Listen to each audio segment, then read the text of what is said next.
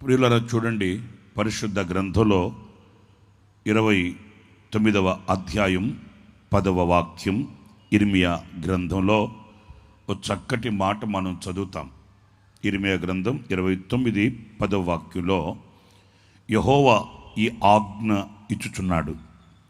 బబులోను రాజ్యమునకు 70 సంవత్సరములు గతించిన తర్వాతనే మిమ్మును గూర్చి నేను పలికిన శుభవార్త నెరవేర్చి ఈ స్థలమునకు మిమ్మును తిరిగి రప్పించున్నట్లు నేను మిమ్మును దర్శింతును.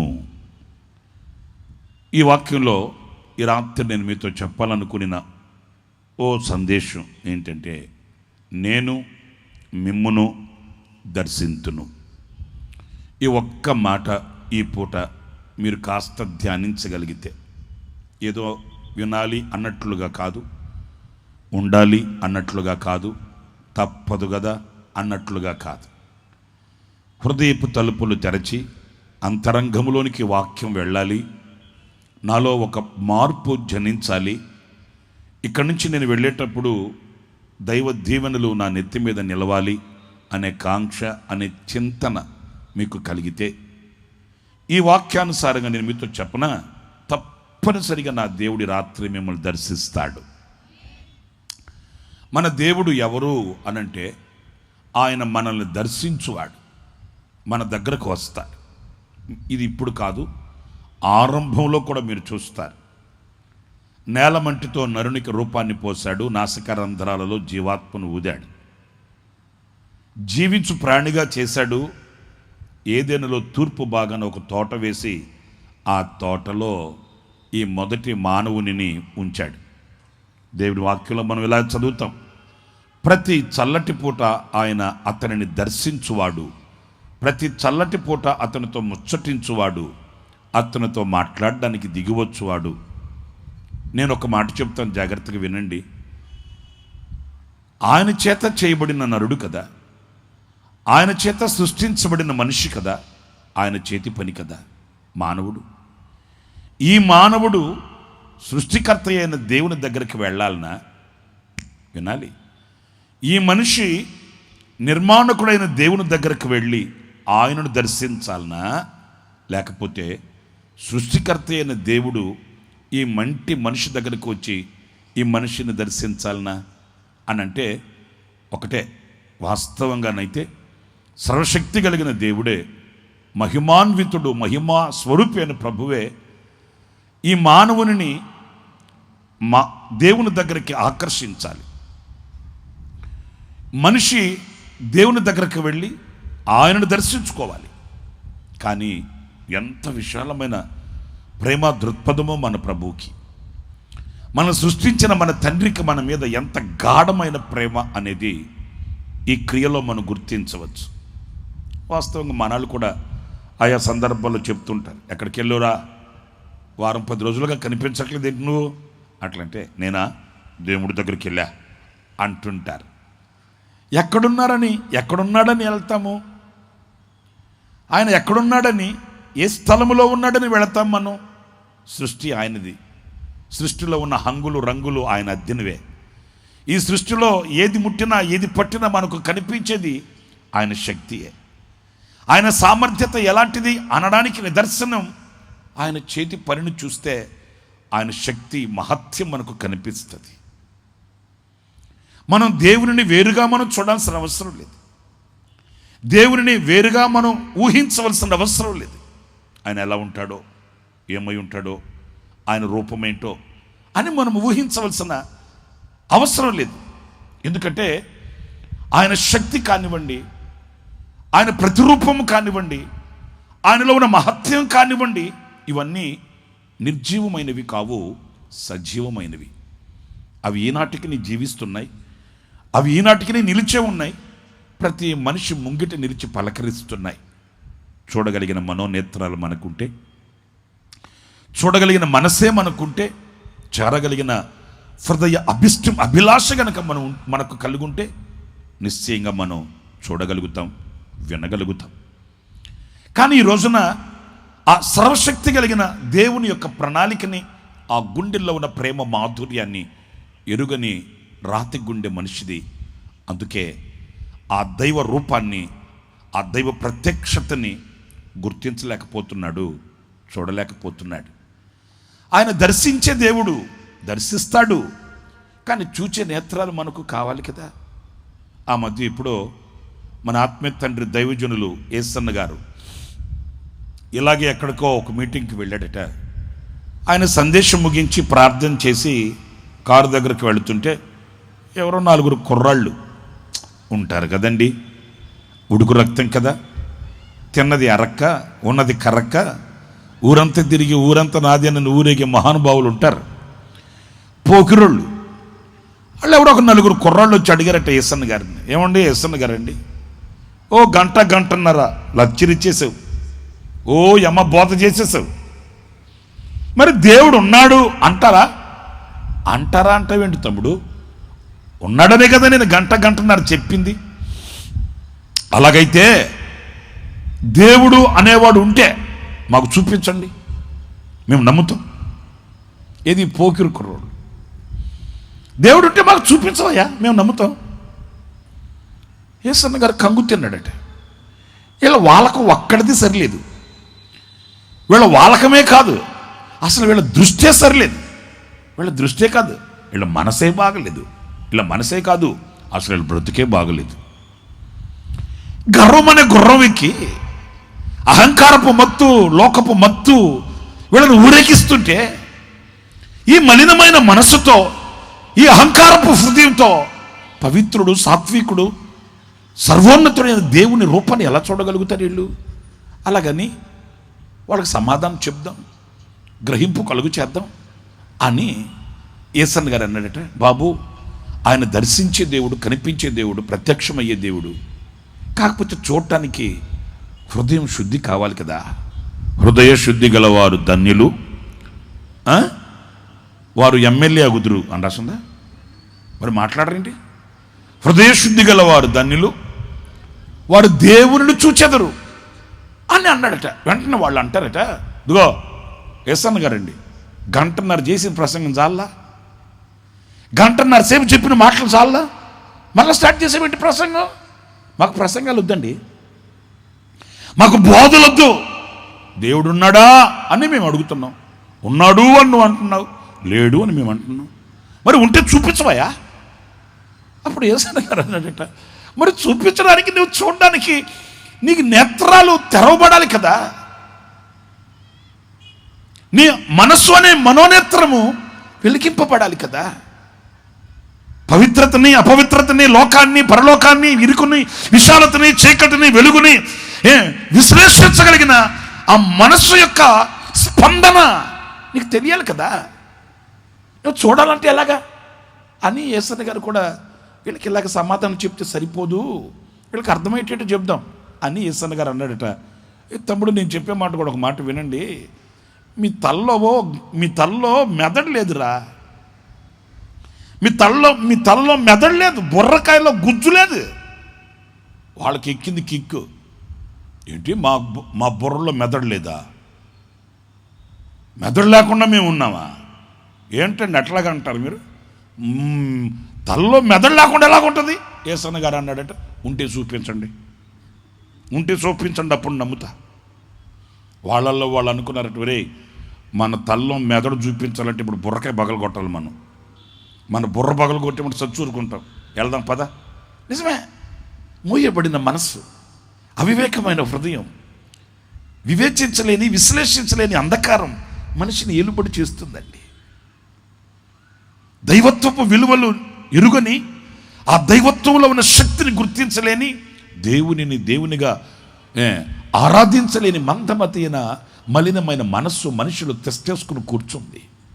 అందుకే ఈ రోజున ఆ దైవత్వాన్ని చూడలేక, ఆ దేవుని రూపాన్ని వీక్షించలేని కఠోరమైన కష్ట అనుభవాల్లో మనిషి కాటికి కాళ్ళు చాపడానికి సిద్ధపడుతున్నాడే కానీ కల్వరి గిరిలో కరములు చాచి ఆహ్వానిస్తున్న ఆ కరుణా సంపన్నుని చూడలేని అజ్ఞానిగా ఇంకా అంధకారంలోనే నిలిచిపోతున్నాడు. నా ప్రియమైన సహోదరులారా, ఈ రాత్రి మనం ఆరాధించే మన దేవుని గురించి లేఖనం ఏం చెబుతుందంటే, ఆయన దర్శించు దేవుడు. నిశ్చయముగా ఈ రాత్రి మిమ్మల్ని అందరినీ దర్శిస్తాడు. ఈ మాటలు వింటున్న ఒక్కొక్కరిని దర్శిస్తాడు.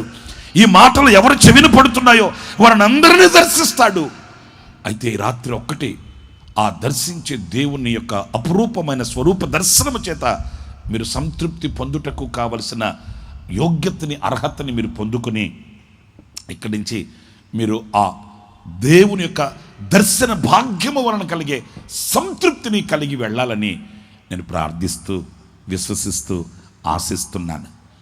మన దేవుడు ఆయన దర్శిస్తాడట. అది ఎలాగా? మీరు ఇంకొక మాట కూడా 104వ కీర్తనలో చదువుతారండి. 104వ కీర్తన 3వ చరణంలో చక్కటి మాట ఉంటుంది చూడండి. జలములలో ఆయన తన గదులు దూలములను వేసి ఉన్నాడు, మేఘములను చూడండి, మేఘములను ఆయన వాహనముగా చేసుకొని గాలి రెక్కల మీద గమనము చేయుచున్నాడు. ఆయన మనల్ని దర్శించడానికి ఎలా వస్తాడు? ఫోన్ చేసిన 6 నెలలకు కాదు, ఫోన్ చేసిన 3 నెలలకు కాదు, లేకపోతే ప్రార్థించిన, మొరపెట్టిన, విజ్ఞాపన చేసిన, ఆయనకి విన్నపించుకొనిన 7 వారాలకి, 21 రోజుకి, 14 వారాలకి కాదంట.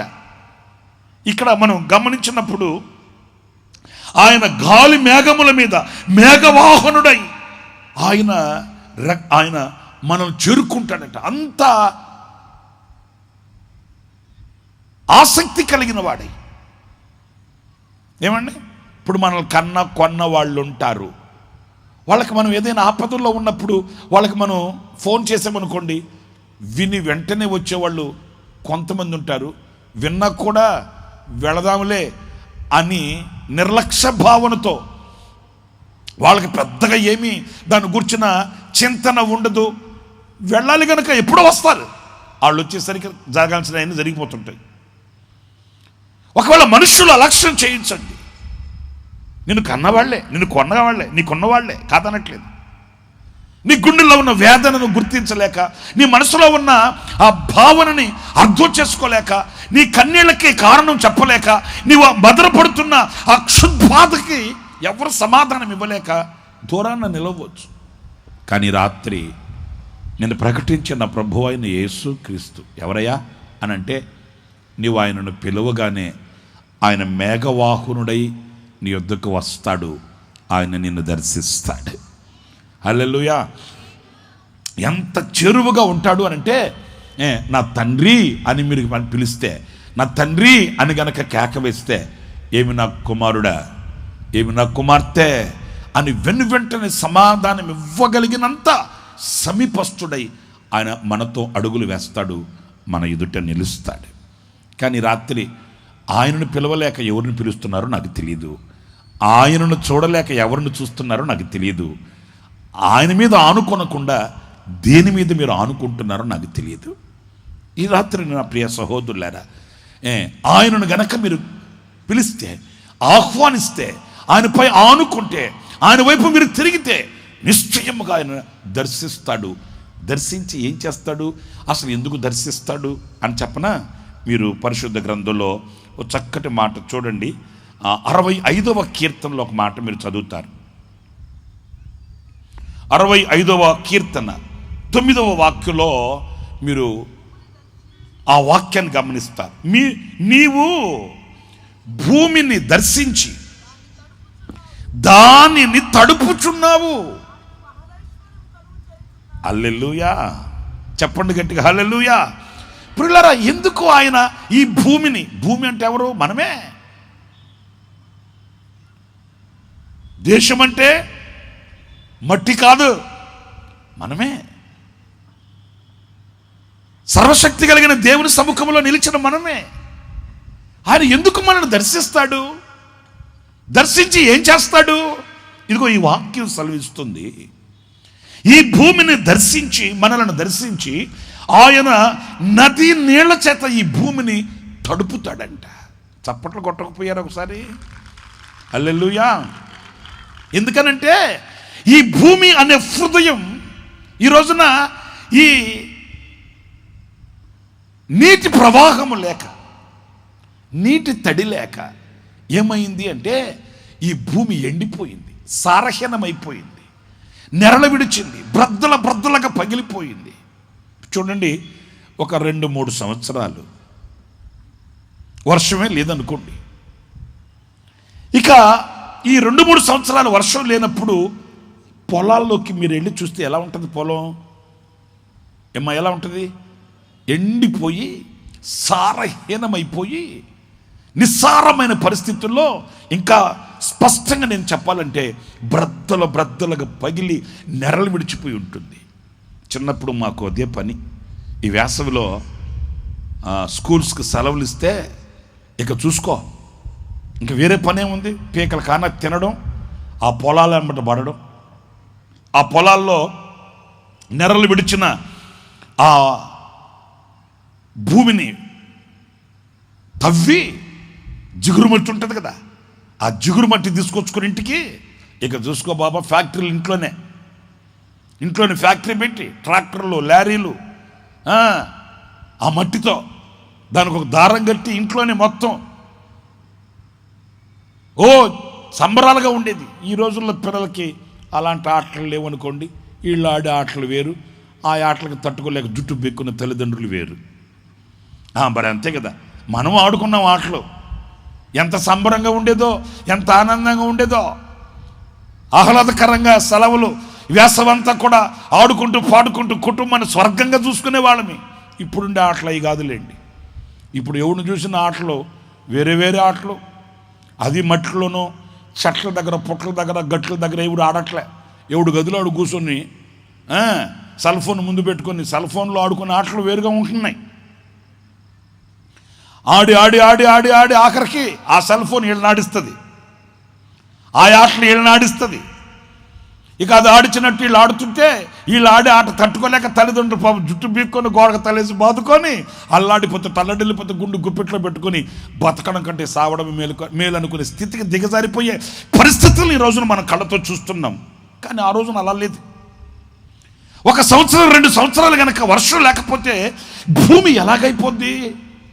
నెరలు విడిచి సారహీనమై. ప్రియులారా, ఈ రోజున చూడండి, మీరు కాస్త విశాలమైన హృదయంతో చూస్తే మనిషి హృదయం కూడా ఎలా ఉందంటే, ఈ వర్షపాతం లేని, వర్షం లేని భూమి ఎలాగైతే నిస్సారమైపోయి సత్తువ లేకుండా నెరలు విడిచి బ్రద్దలుగా విరిసిన, లేకపోతే విరిగిపోయిన అనుభవాలు ఎలా కనిపిస్తుందో మనిషి హృదయం కూడా అలాగే అయిపోయిందండి. హృదయంలో నెమ్మది లేదు, సంతోషం లేదు. సంపాదించుకొని, కూడగట్టుకొని, మూటగట్టుకొని 4 తరాలకు మిగలబెట్టుకుంటున్నప్పటికీ ఏదో గుప్పుడు గుండెకు సమాధానం, శాంతి, ఆనందం లేని పరిస్థితుల్లో ఏదో జీవితాన్ని యాంత్రికంగా గడుపుకుంటున్న అనుభవాలు కనిపిస్తున్నాయండి. నెరలు విడిచిన భూమిలాగా బ్రద్దలై కుటుంబపు వ్యవస్థ అవస్థగా మార్చబడితే, ఐక్యత లేక, సఖ్యత లేక, శాంతి సమాధానాలు ఈ రోజున కరువైపోయిన అనుభవాలలో మనిషి ఈ రోజున ఎండిన మోడలాగా బ్రతుకుతున్నాడే కానీ ఆనందాన్ని అనుభవించే వ్యక్తిత్వాలు ఈరోజు కనిపించట్లేదండి. నేను ఇలాగా మాట్లాడుతున్నానని మీరు మరోలా భావించవలసిన అవసరం లేదు. కొంచెం మీ జీవితాన్ని అబద్ధమాడని అర్థమయ్యేటట్టుకు తీసుకొని రండి. ఏదో మోసగించే మాటలేమీ కాదు. చరిత్ర గ్రంథాలలో వ్రాయబడిన ఆ చరిత్రల్ని ఈరోజు నేనేమి మీకు ప్రకటించట్లేదు. మన నిజ జీవితంలో అనుభవిస్తున్న సత్యాన్ని సరిచేసుకోవడానికి నిలబడదాం. ఇప్పటికే ఇంతకాలం అనుభవించిన క్షోభ చాలు, ఇంతకాలం మనం కార్చిన కన్నీళ్లు చాలు, ఇంతకాలం మనం అనుభవించిన క్షోభ చాలు. ఇక్కడైనా అబద్ధమాడని అర్థమయ్యేట నిలబడి మన జీవితాన్ని సరిచేసుకోవడానికి దేవుడు అనుగ్రహించిన శ్రేష్టమైన సమయాన్ని సద్వినియోగం చేసుకుంటే, నా ప్రియమైన సహోదరులారా, ఈరోజున ఫలభరితంగా, ఆశీర్వాదకరంగా నీరు కట్టిన తోట వలె పచ్చగా ఉండవలసిన, సారవంతంగా ఉండవలసిన హృదయపు అనుభవాలు ఈ రోజున అలాగ లేవు. మనిషి కాఠిన్యముతో నింపబడి, కఠినాత్ముడై, రాక్షసత్వం కలిగి, మానవత్వాన్ని కోల్పోయి, ప్రేమ అనురాగాలకి దూరంగా నిలిచి ఈరోజున అనురాగాన్ని పండించవలసిన హృదయం, మరలా రిపీట్ చేస్తున్నా, అనురాగాన్ని పండించవలసిన హృదయం ఈ రోజున విషపు ఛాయలు కలిగి కనిపిస్తుందండి. ఎవరు మార్చగలుగుతారు ఈ హృదయాన్ని? ఎవరు హృదయాన్ని తీర్చిదిద్దగలుగుతారు? రాక్షసత్వంతో పనవేసుకుని ఈ హృదయానికి అనురాగాన్ని నేర్పగలిగిన వాడెవడు? కాఠిన్యమై కత్తిని చేతబట్టిన రక్తాన్ని ఒలికించే ఈ హృదయానికి ప్రేమను చూపించి, అనురాగాన్ని చూపించి, సమాజంలో విలువ కలిగిన వ్యక్తిగా మనిషిని నిలబెట్టగలిగిన దైవత్వం ఎక్కడో?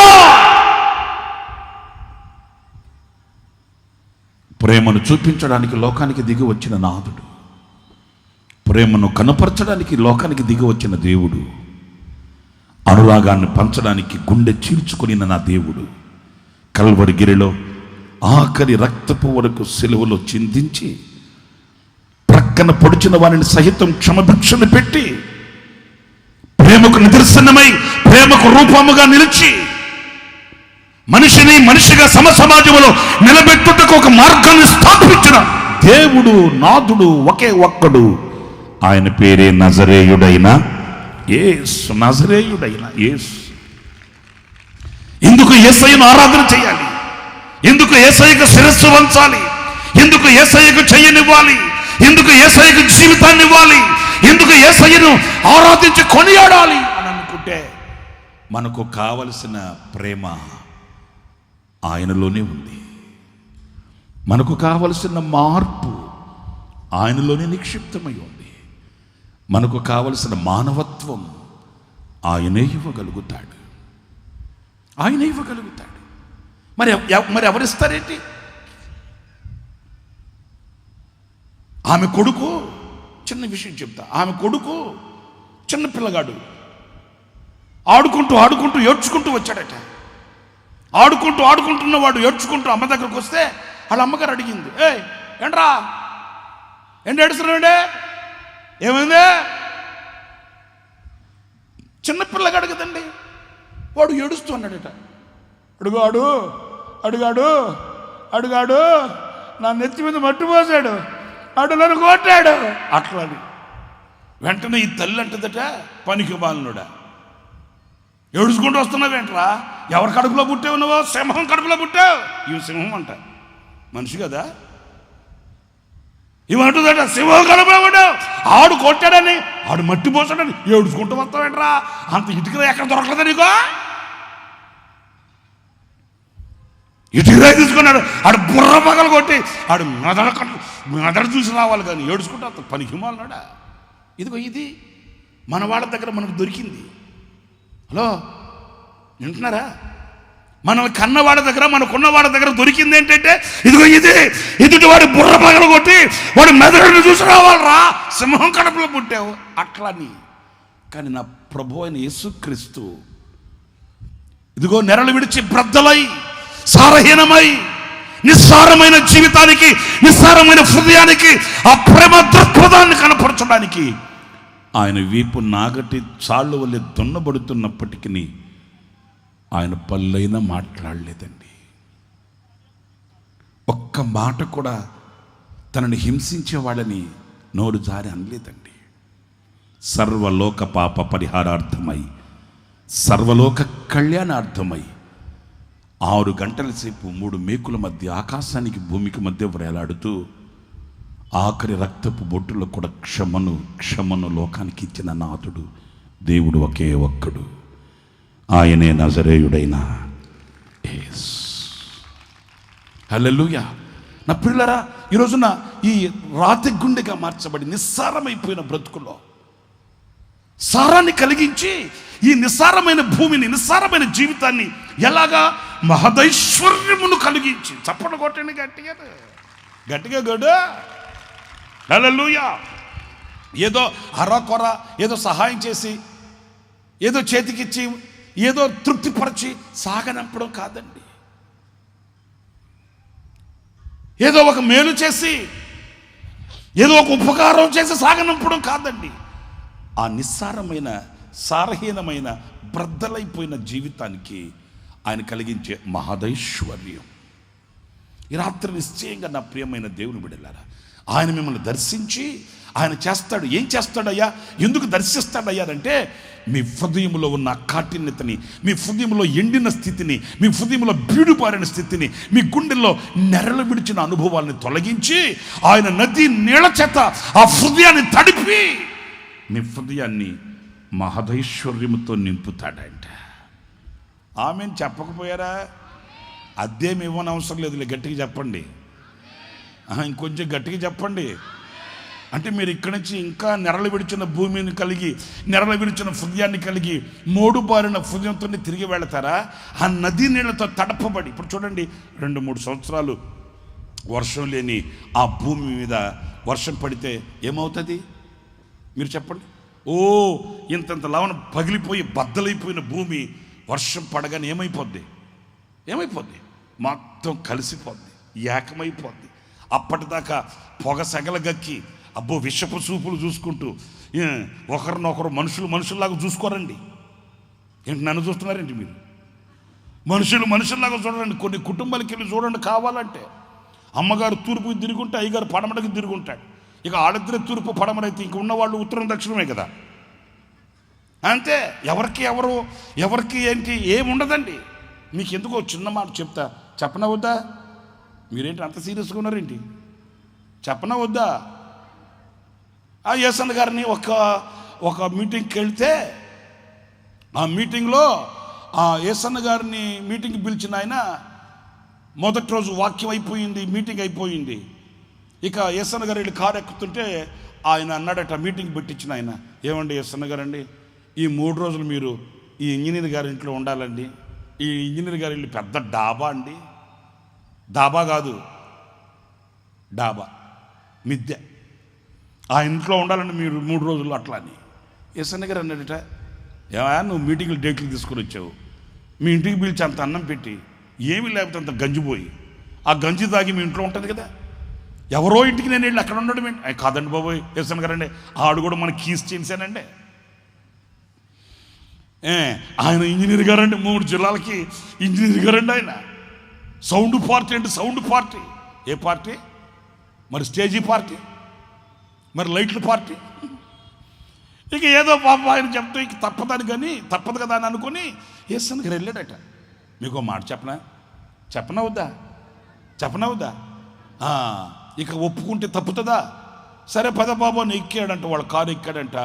45 కిలోమీటర్లు తీసుకెళ్ళాడంటండి.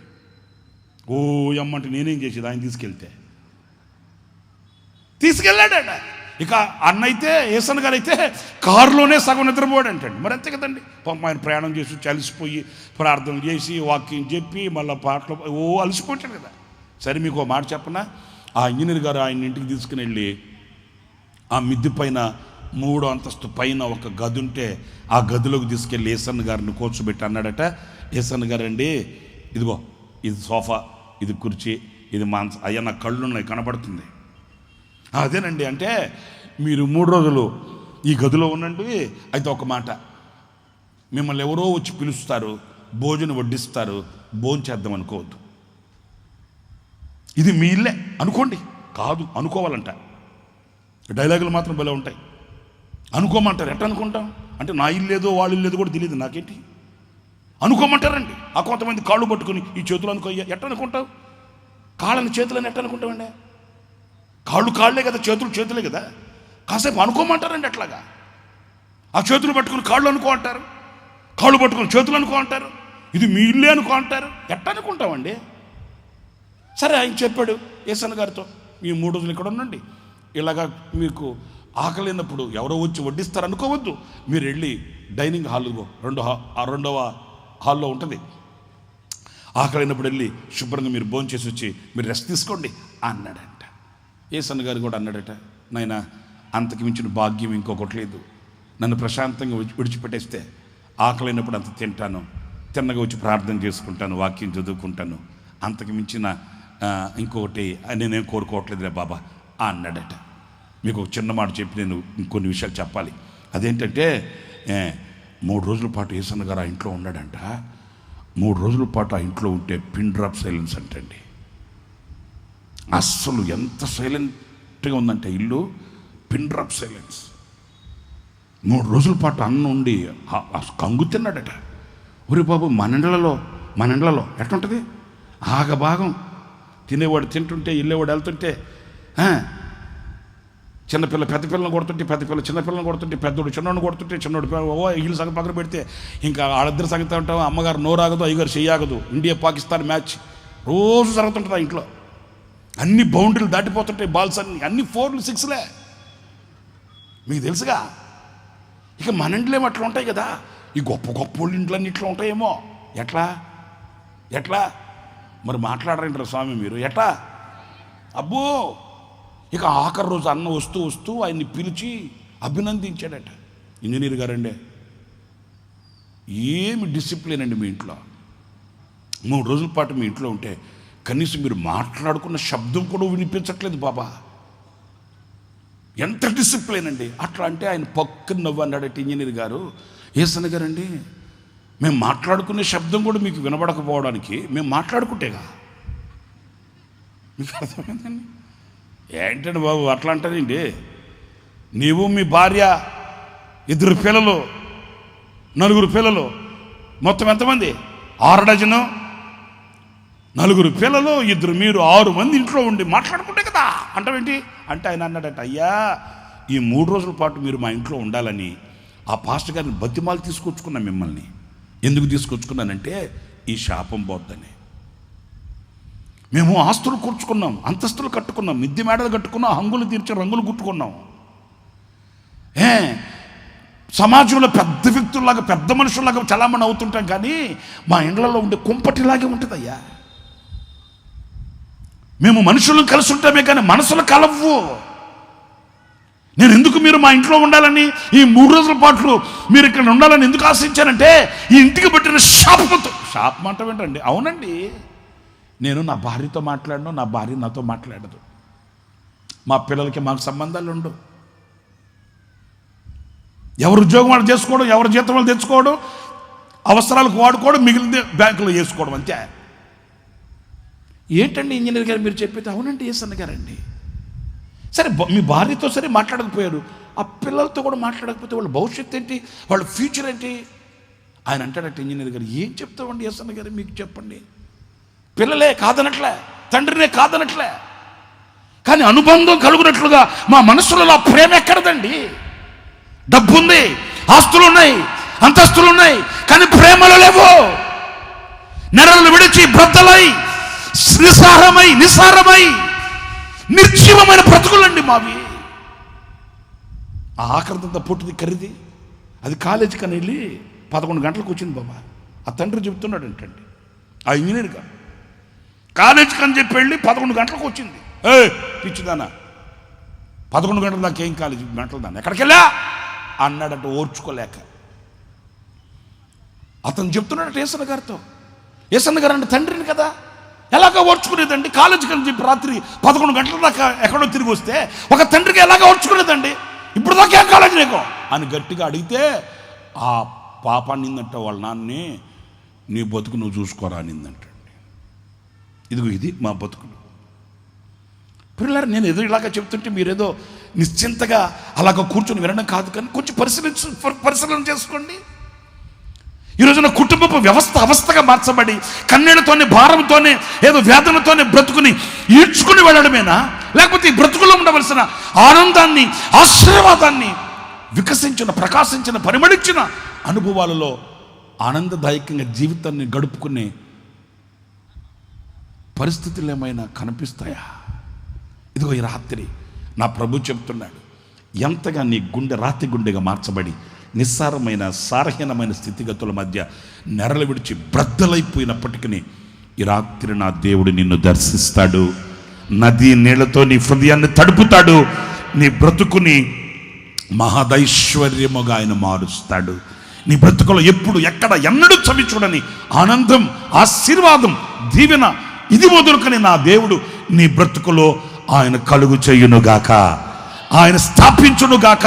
మహదైశ్వర్యము చేత నీ కుటుంబం కొండ మీద కట్టబడిన పట్టణం వలె, దీపస్తంభం మీద పెట్టబడిన దీపం వలె ప్రకాశించునుగాక. అందుకే ఈ రాత్రి నా దేవుడు నిన్ను దర్శించునుగాక. ఆ ఆశ నీకు కలగాలి. నాయనా ఈ రాత్రి నీ దర్శనం నాకు కలగాలి, నీ దర్శన భాగ్యము చేత నేను మారాలి, నన్ను దర్శించవా స్వామి నీ రాత్రి నువ్వు కోరుకుంటే నిశ్చయంగా ఆయన నీకు దర్శనమిస్తాడు. ఇంకొక విషయాన్ని కూడా నేను మీతో చెప్తాను. అదేంటంటే ఆయన ఎందుకు దర్శిస్తాడు అనేది ఒక మాట చెప్తాను. ఒక రోజున ఒక ఫ్యామిలీ కుటుంబం అంతా మొత్తం మొట్టముళ్ళు సర్దుకొని బయలుదేరారండి. జాగ్రత్తగా వినండి. ఎక్కడికి బయలుదేరేళ్ళు అని అంటే వీళ్ళకి ఆ దేశంలో కరువు వచ్చేసింది. ఏమొచ్చేసిందండి? మాట్లాడండి. ఏమొచ్చేసింది? కరువు. దేశంలో కరువు అంటే ఏంటి? మనుషుల్లో కరువు. మనుషుల్లో కరువు అంటే ఏంటి? మనుషుల్లో కరువు అంటే ఏంటి? ఉండవలసింది లేకపోవడం. వింటున్నారా? వింటున్నట్టు నటిస్తున్నారా? వింటున్నారా? Very good. ఏంటండి కరువు అంటే? మనుషుల్లో ఉండవలసిన ఆ కరువు, మనుషుల్లో ఉన్న కరువు, మనుషుల్లో ఉండవలసింది లేకపోవడం. నేను ఎందుకింత వివరణంగా చెప్తున్నారంటే ఈ కరువు కబంధ హస్తాలలో, కరువు కోరల్లో నలిగిపోతున్న వారు ఈరోజున్న మెజారిటీ, మైనారిటీ కాదు, మెజారిటీ. ఈ కరువు కోరల్లో నిలిచిన వాళ్ళు. ఏ కరువు? ఆరోగ్యం కరువు, సమాధానం కరువు. వింటున్నారండి? శాంతి కరువు, ప్రేమ కరువు. ఇంకా నేను చెప్పాలంటే జీవితంలో ఉండవలసిన క్షేమస్థితి ఏదో తెలియని ఆందోళన చేత, కలవరాల చేత, కన్నీళ్ల చేత. వింటున్నారండి? ఎప్పుడన్నా చూడు మా వాళ్ళల్లో సేవకుల్లో ఒక అబ్బాయి ఉండేవాడు. సేవక్కి వచ్చి ఎప్పుడు అన్నా చూడు, వారం రోజులు బాగున్నాడంటే నెల రోజులు మంచం మీద ఉంటాడు. ఏదో ఒక రోగం. వారం రోజులు బాగుంటాడు, ఇక నెల రోజులు ఏదో ఒకటే. ఏం రా అట్లా ఉన్నామంటే ఏదో చెప్తాడు. కొత్త కొత్త రోగాలన్నీ వాడి జోబులోనే ఉంటాయి. మీకు ఓ మాట చెప్పనా వద్దా? మీరేంటి అంత సీరియస్గా ఉన్నారేంటి? వాడికి ఎన్ని రోగాలు, అన్ని జబ్బులు ఆడి చేతుల్లోనే ఉంటాయా? విచిత్రమైన సంగతి ఏంటంటే వాడి పేరేంటి తెలుసా? ఆరోగ్యరాజు. మరి అదే ఆడి పేరు, ఆరోగ్యరాజు. ఏ రాజు? నాకు వినిపించట్లేదు బాబా, గట్టిగా మాట్లాడండి. అసలు లేనిది అదే వాడికి, దానికి రాజు అంట. ఇక ఆడు రాజు అయితే ఆ దేశం ఎట్లుంటుంది? వాళ్ళ అమ్మగారు ఒక రోజున చూడటానికి వచ్చిందండి. చూడటానికి వస్తే వాళ్ళ అమ్మగారిని అడిగాం మేము, అమ్మా మీ వాడికి భలే పేరు పెట్టేవే తల్లే, భలే పేరు పెట్టావు నువ్వు, ఏ ఊరు నుంచి పట్టుకొచ్చావు ఆ పేరు అంటే అప్పుడు అసలు సగం చెప్పింది, నాయన ఆ పేరు పెడితేనన్న అట్టన్న వాడికి రోగాలు పోతాయేమోనని అట్లా పెట్టానయ్యా అని చెప్పింది. అవునండి, ఎప్పుడు మంచం మీదే ఉంటాడు. ఆడికి అది కరువు. మీరు నవ్వుతున్నారు కానీ మీకేంటి కరువు? ఏ కరువు కోరలలో, ఏ కరువు కబంధ హస్తాలలో బ్రతుకుతున్నట్లుగా బ్రతుకుతూ అల్లాడిపోతున్నారు. ప్రతి మనిషి ఏదో ఒక కరువు. సరే, ఎందుకు వచ్చింది ఆ కరువు? లేఖనాల్లో మనం చదివితే ఆ రోజుల్లో ఆ ప్రజలకి ఒక కట్టుబాటు లేకుండా పోయిందంట. వింటున్నారా? కట్టుబాటు లేదు. ఎవడికి తోచినట్టు తిరుగుతున్నాడు, ఎవడికి తోచినట్టు బ్రతుకుతున్నాడు. వాళ్ళకు ఒక కట్టుబాటు కానీ, నియమము కానీ, నిబంధన కానీ, పద్ధతి కానీ ఇలాంటివి ఏమి లేవండి. ఎవడికి ఏది తోస్తే, ఎవడు ఎలా ఉండాలనుకుంటే అడిష్టం. స్వతంత్ర భారతదేశంలో నా అంతటి స్వతంత్రం లేడని చెప్పి బోర్డు పట్టుకుని తిరుగుతుంటాడు. సరే, మంచిదే. స్వతంత్ర భారతదేశంలో స్వతంత్రంగానే మనం బ్రతకాలి. కానీ ఈ స్వతంత్రతలో ఉన్న ఆనందం ఏది? జీవితంలో మనము మన దేశానికి ఆశీర్వాదకరంగా, మన రాష్ట్రానికి ఆశీర్వాదకరంగా, మన ప్రాంతానికి ఆశీర్వాదకరంగా, రాబోయే తరానికి మనమే ఒక దీవెనకరంగా మనము మారాలి కదా. ఆ ఛాయలు ఈరోజున ఎక్కడ కనిపిస్తున్నాయి? వింటున్నారండి? మనతోనే కాదు ముగించబడేది. తల్లులారా, తండ్రులారా, అన్నదమ్ములు, అక్క చెల్లెల్లాగా కనిపిస్తున్నారు. అందుకే మీ మీద అనురాగంతో, ఆప్యాయతతో ఈ మాట చెబుతున్నాను. మీ జీవితం మీతోనే ముగింపు కాదు. మీ బ్రతుకు మీతోనే ముగింపు కాదు. ఒక భావ్య తరానికి, ఒక నవతరానికి మీరు, నేను, మనము ఒక మార్గదర్శకులుగా నిలిచి ఆశీర్వాదానికి నాంది పలకాలి. ఏదో మనం బ్రతికి బట్టగట్టి బైబిల్ బట్టి బజార్లో తిరిగి మన భక్తి, మన శక్తి మనతోనే ముగింపు అనుకుని వెళ్ళిపోయే పని అయితే కానే కాదు. ఒక తరానికి, రాబోయే తరానికి ఒక ఆశీర్వాదం, మన సంతతికి ఒక దీవెన, తరతరాలు దీవించబడి ఆశీర్వదించబడి తరతరాలకి క్షేమస్థితిని కలిగించే సాధనాలమై మనం నిలవాలి అనే భావన మన హృదయంలో ఉండాలండి. క్షణికమైన వాటి కొరకు, అల్పమైన వాటి కొరకు కాదు మనం భక్తిని చేసేది. ప్రియమైన సహోదరులారా, ఆలోచించండి, కాస్త మీరు మనసు పెట్టి వినండి. ఏదో ఒక కరువు మనిషిని ఎలుబడి చేస్తుంది. ఈ కరువుకి కారణం ఏంటి అని అంటే విచ్చలవిడితనం. అందరు చెప్పండి, ఏంటది? వెనుకున్న వాళ్ళు కూడా గట్టిగా చెప్పండి, ఏంటది? విచ్చలవిడితనం. చెప్పినా వినరు, చెప్పినా మారరు, చెప్పినా అర్థం చేసుకునే అజ్ఞాన సంపద లేదు. వాళ్ళు ఏది కోరితే అదే చేయాలి, ఏది వింటే అదే చేయాలి, వాళ్ళ మనసుకి ఏది తోస్తే అదే చేసుకోవాలి. అలాంటి మూర్ఖమైన అనుభవాలలో ఎవరికి తోచింది వాళ్ళు చేసుకుంటున్నారంట. ఈ రోజుల్లో కూడా చూడండి, కరువుకి కారణం ఏంటి? ఇప్పుడు ఒక తండ్రికి 2 కుమారులు ఉన్నారంట. పరిశుద్ధ గ్రంథంలో ఈ చరిత్ర వ్రాయబడిన విషయాలు మీకు తెలుసు. ఒక తండ్రికి 2 కుమారులు ఉన్నాడంట. ఎవరి జీవితంలో కరువు వచ్చింది నాకు చెప్పండి. మాట్లాడరేంటి? ఏంటది? ఎవరి జీవితంలో కరువు వచ్చిందండి? తండ్రిని కనిపెట్టుకొని ఉండి, తండ్రి చాటును నిలిచి, తండ్రి యొక్క అజమాయిషిలో ఉండి, తండ్రి ముఖ దర్శనం చూసుకుంటూ, తండ్రి కనుసైకుల్లో బ్రతికిన వానికి కరువు వచ్చిందండి. మాట్లాడరేంటి? ఇప్పుడు కాదు, ఎప్పుడు రాదు. ఇప్పుడు కాదు, అప్పుడు కాదు, ఎప్పుడు కూడా రాదండి. ఎందుకంటే ఆ తండ్రి ఇల్లు సమృద్ధితో ఉన్నది, ఆ తండ్రి ఆలోచన ఉన్నతమైనది, ఆ తండ్రి దగ్గర ఉన్న ఉపదేశం ఆశీర్వాదకరమైనది. అతనికి ఏ లోటు లేదు. లోటు లేకపోగా శ్రేష్టమైన మాట చెప్పన, తండ్రి అన్నాడు, ఎల్లప్పుడూ నీవు నాతో కూడా ఉన్నావు గనుక నావన్నీ హలో మాట్లాడరేంటి? నావన్నీ అంటే ఏమున్నాయి ఆయనలో? మీరు లేఖనాల్లో చదవండి.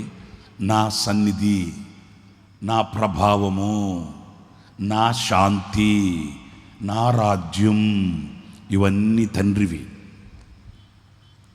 ఆ తండ్రిని కనిపెట్టుకుని ఉన్న వానికి తండ్రిలో ఉన్నవన్నీ కుమారునికే.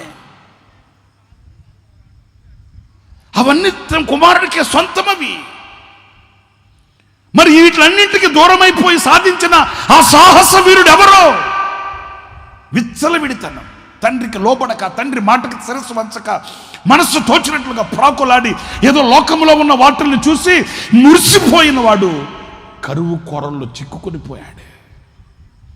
నేను ఒక్క మాట చెప్పేది, ఎక్కడైతే విచ్చలవిడితనం ఉంటుందో, ఎక్కడైతే ఒక నియమం ఉండదో, ఎక్కడైతే ఒక పద్ధతి క్రమం ఉండదో, అక్కడ వెంటనే పొడచూపేది ఏంటంటే చెప్పండి, కరువు అండి. ప్రియులారా, దేవుని వాక్యంలో మనం చదువుతాము, ఆ దేశంలో కరువు వచ్చింది. ఇప్పుడు నేను చెప్పే మాటలు జాగ్రత్తగా వినాలి. ఆ కరువు కోరల్లో చిక్కుకొని పోయి అల్లాడిపోతూ తల్లడిల్లిపోతూ ఏం చెయ్యాలి? అరే, మనం ఇలాగ బ్రతికినందు వలన కదా కరువు వచ్చింది, ఇలా జీవించినందు వలన కదా కరువు వచ్చింది, ఇలాగ మనం ప్రవర్తించినందు వలన కదా ఈ కొదువతో, ఈ లేమితో అల్లాడిపోతున్నాము, కడుపు చేతబట్టుకొని ఈ రోజున ఎందుకో కన్నీరు కార్చవలసి వస్తుంది అనే వివేకం లేకుండా అంటున్నారండి. అరెవరో నాలాంటోడు, మీలాంటోడు కదలే కానీ నాలాంటోడు గడ్డ పొలుగు మింగి, గడ్డ పొలుగు అంటారు, గడ్డపారంటారు, మీరు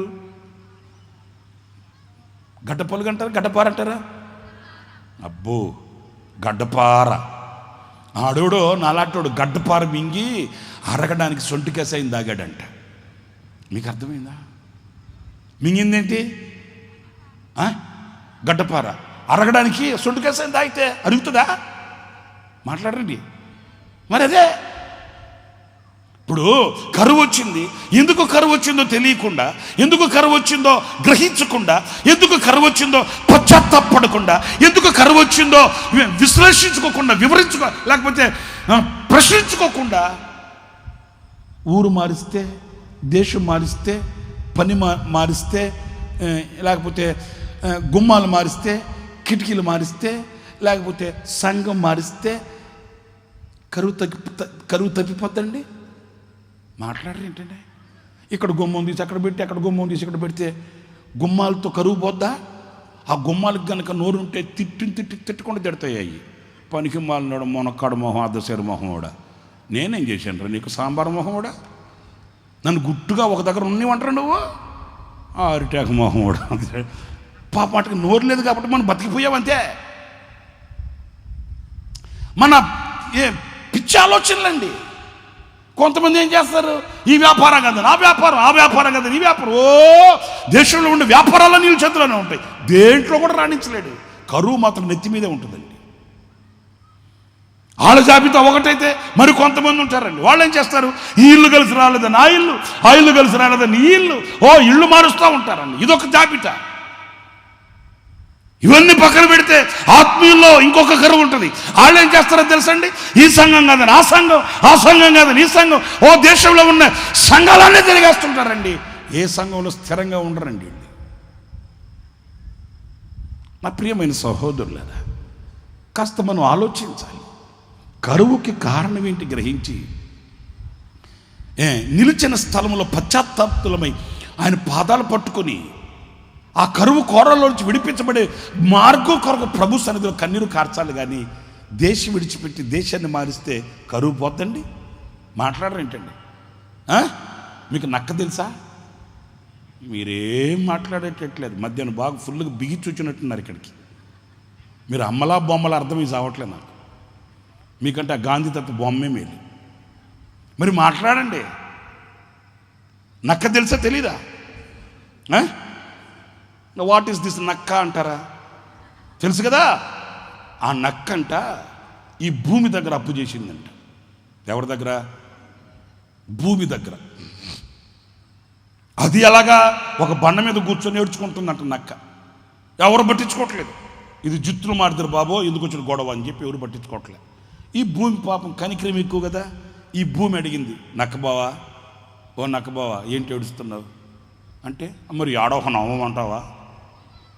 500 రూపాయలు కొంచెం అవసరం ఉండి ఎవరిని అడిగినా ఇవ్వట్లేదు, నన్ను నమ్మట్లేదు.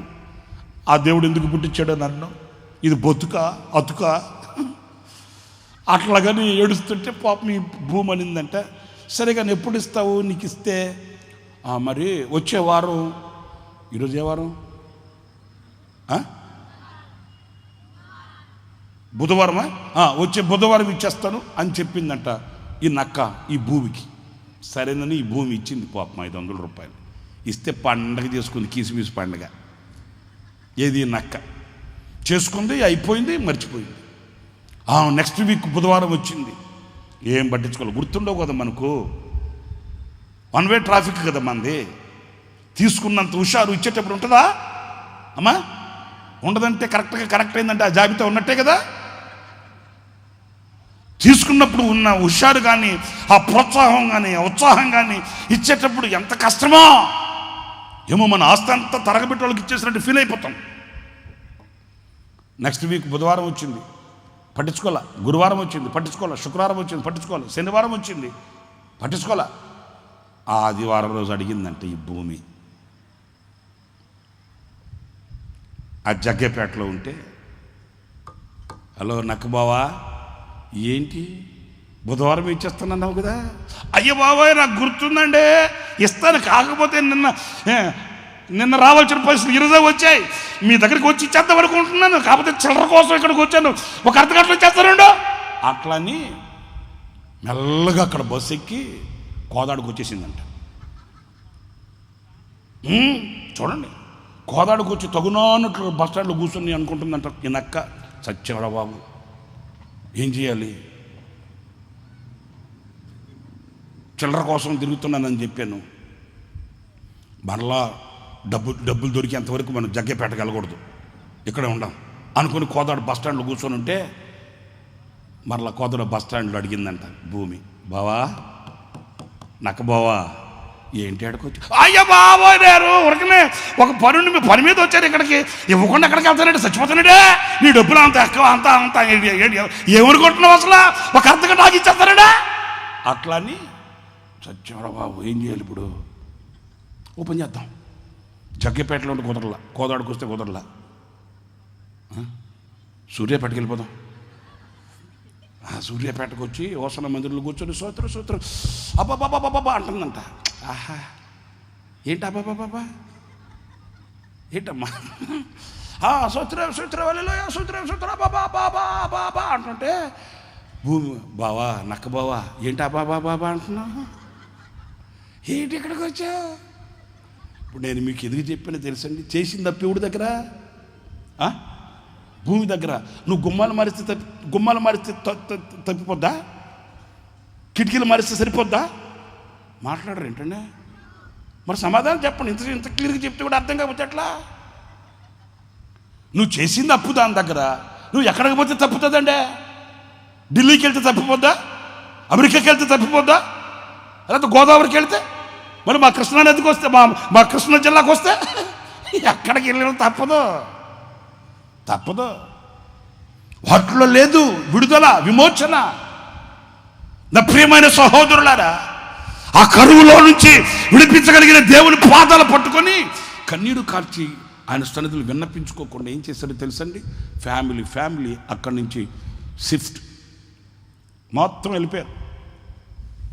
ఎక్కడికి వెళ్ళారు, మోయాబు అనే దేశానికి వెళ్ళారు. అక్కడ ఏదో ఉరకబెట్టి, అక్కడ ఏదో సంపాదించి మూటగట్టి అక్కడి నుంచి లారీలు ఇక్కడ దోలుకుందాం అన్నట్టు వెళ్ళారు. క్లుప్తంగా ఒక మాట చెప్తాను, జాగ్రత్తగా వినండి. అక్కడికి వెళ్ళిన తర్వాత ఉన్నది కాస్త కోల్పోయారు, ఉన్నదే పోయింది, మళ్ళీ సంపాదించేది ఏంటి, ఉన్నదే పోయింది, చేసేదేమీ లేక చిందర చేయబడిన బతుకు చేతిలో పట్టుకొని మోడుబారిన మోడుల్లాగా నిలిచిపోయి కదల్లేక మెదల్లేక సమాజంలో తలెత్తి చూపించలేక ముఖానికి ముసుగు వేసుకొని నెత్తి మీద ముసుగేసుకొని ఒంటరిగా మిగిలిపోయిన 3 స్త్రీలు మిగిలారండి. ఆధారాలు కోల్పోయారు. నిజమే, దేవుడిచ్చిన అవకాశాన్ని పోగొట్టుకొని, దేవుడిచ్చిన తరుణాన్ని పోగొట్టుకొని, దేవుడిచ్చిన ఆ వివేకాన్ని గనక మనం వదులుకొని మూర్ఖంగా అవివేకంగా ప్రవర్తిస్తే జరిగే పరిణామాలు వేరుగా ఉంటాయండి.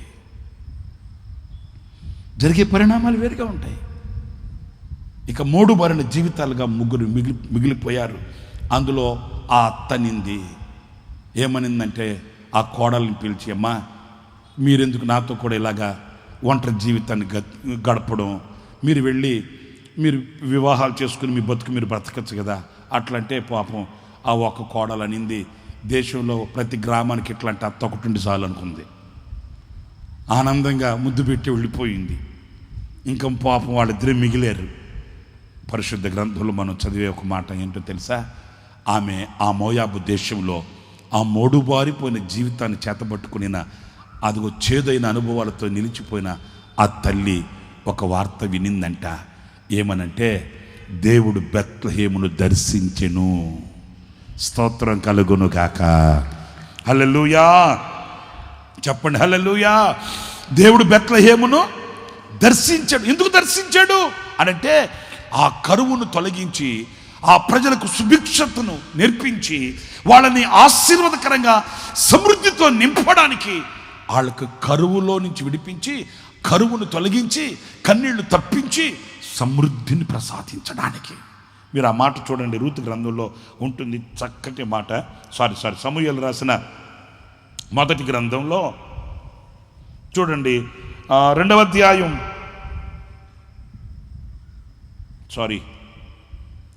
రూతు గ్రంథం మొదటి అధ్యాయం 6వ వాక్యం. రూతు గ్రంథం మొదటి అధ్యాయం 6వ వాక్యంలో, వారికి ప్రియులరా, ఆ మాట మీరు గమనించాలి, వారికి చెప్పండి, ఏమి ఇచ్చుటకు? గట్టిగా చెప్పాలి, ఏమి ఇచ్చుటకు? ఎందుకు ఆహారం ఇచ్చుటకంటే ఆ దేశానికి ఆహారపు కరువు. ఏ కరువు అది? అందరు చెప్పాలి, ఏ కరువు అది? మరి మీ కరువు ఏంటి? ఇప్పుడు చెప్పొద్దులే, మీ మనసులో మీరు ఆలోచించుకోండి. ఆ దేశానికి ఆహారపు కరువు, మరి నీ కుటుంబానికి ఏం కరువు? నీ హృదయానికి ఏం కరువు? అయ్యా, నవ్వెరగని జీవితం అయ్యా, సంతోషం అంటే తెలియని జీవితం అయ్యా. అర్థమవుతుందండి? ఎన్నో కరువులు. మరి ఆ దేశానికి ఆహారపు కరువు అయితే ఏ కరువు చేత ఆ దేశం అల్లాడిపోతుందో ఆ కరువును తొలగించి ఆ కరువైన దానిని ప్రసాదించడానికి దేవుడు దర్శించాడు. ఈ రాత్రి నీ జీవితంలో ఏది కరువైందో దానిని ప్రసాదించడానికి నీకు దర్శనమిస్తాడు ఆయన. హల్లెలూయా. నిశ్చయంగా మీరు విశ్వసించండి.